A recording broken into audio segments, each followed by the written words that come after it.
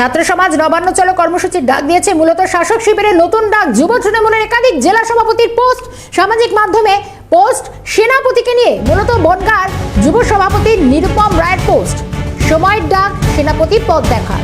হাওড়া সদরের যুব সভাপতি কৈলাস মিশ্রের পোস্ট, সৈনিকরা প্রস্তুত, শুধু সেনাপতির নির্দেশের অপেক্ষা। বিভিন্নভাবে সামাজিক মাধ্যমে শাসক শিবিরের নয়া পোস্ট সামনে আসছে। একাধিক জেলা থেকে জেলা সভাপতিরা তারা মূলত এই পোস্ট করছেন, যুব তৃণমূলের একাধিক জেলা সভাপতির পোস্ট। আর একটু বিস্তারিত জানবো, রাজা সাহা রয়েছেন আমাদের সঙ্গে। রাজা, মূলত সেনাপতি তাকে উদ্দেশ্য করে মূলত জেলা সভাপতি যারা রয়েছেন তারা বিভিন্ন সামাজিক মাধ্যমে একের পর এক পোস্ট করছেন, মূলত তার তাৎপর্য ঠিক কি বলা হচ্ছে? দেখো তোমায় বলি যে আগামী মঙ্গলবার দিন ছাত্র সমাজ তারা নবান্ন চলোর ডাক দিয়েছে। তার তো শাসক দল বলা যেতে পারে যে কোন ভাষা এই আরজিকর ইস্যুতে, ঠিক সেই সময় দাঁড়িয়ে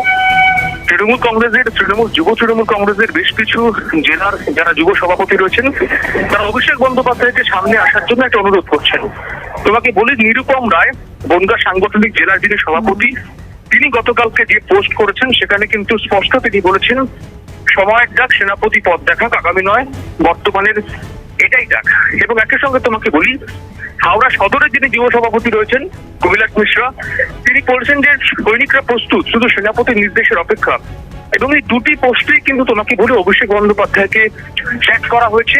কার্যত সব মিলিয়ে কিন্তু এটা বলা যেতেই পারে যে একেবারে যুব তৃণমূলটা যারা করেন, যুব তৃণমূলের সঙ্গে যারা যুক্ত রয়েছেন তারা কোনো অংশে কিন্তু চাইছেন যে অভিষেক বন্দ্যোপাধ্যায় তিনি এই গোটা বিষয়টা বর্তমানে যে একটা ডামাডোল চলছে সেই সময় তিনি নেতৃত্ব দিক এবং একই সঙ্গে তার নেতৃত্বে নতুন করে পথ দেখুক তৃণমূল কংগ্রেস। শর্মিষ্ঠা, ধন্যবাদ। রাজার সঙ্গে ছিলেন রাজা সাহা।